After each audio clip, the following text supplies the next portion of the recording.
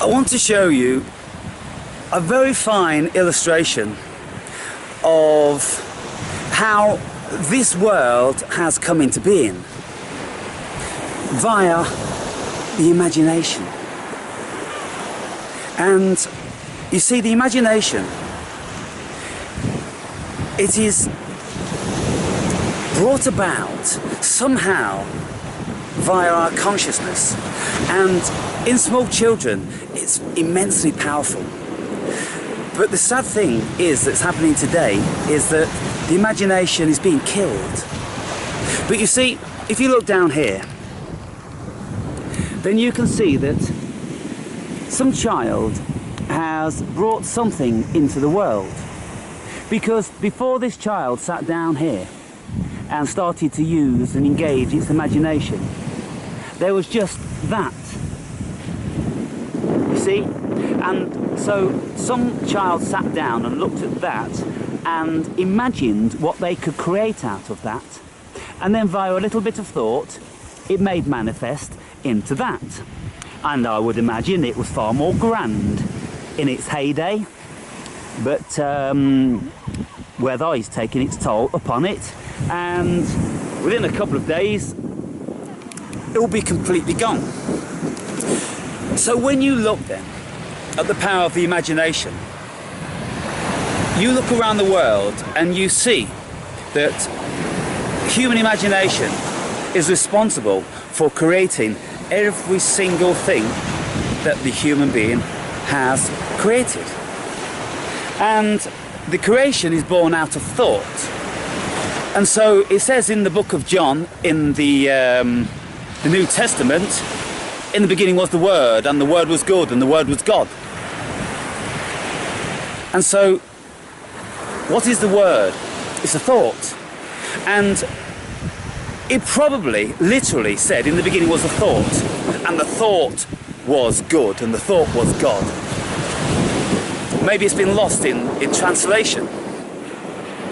But you see, they knew thousands of years ago it was thought that creates this world, people. Without thought, nothing is created.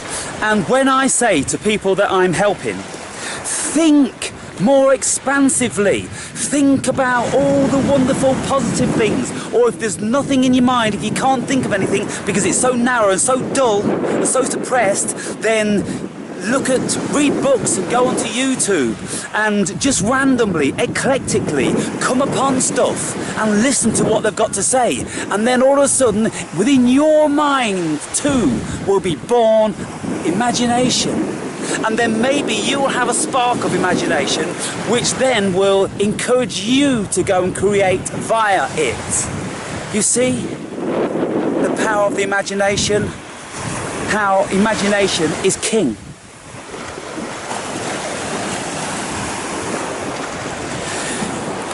And so, as the birds start to get settled down, I'm going to be walking back down here to greet this squawker. And I'm going to film the encounter so you can see how it is. And so, if I haven't made myself plain, and of course I always endeavour to do so, I just want to conclude this video. And what I want to say is that there would be nothing in existence if it wasn't for imagination. Now you can say to me that of course there would be these cliffs, and of course there would be trees and the beach you're standing on, Aaron, and the ocean. No, because what have we done to enable these things to become a reality? We've labelled them. We've coined terms for them. Because if we were cavemen, we were standing here and we had very limited consciousness, we wouldn't have the facility to be able to label this. We wouldn't be able to say this is a sandstone cliff of a certain breadth and a certain height and a certain solidity and consistency and any number of things. Because they wouldn't have had the intellect and the imagination to ask more questions, you see. Like quantum physicists, when they ask more and more questions, then the universe gives them more answers or more questions. And so, when we look at limited people who are very, very limited as far as imagination goes, then you can see that their world is tiny in comparison to somebody whose imagination is so expansive. Now then, there was this physicist who was a very, very popular one. It's called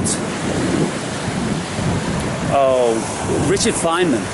Richard Feynman, he was this really charismatic physicist who was a university lecturer, and he used to get really excited and animated when he was talking, because he had this variety of mind that would just see so much more depth to the world than the vast majority of people would.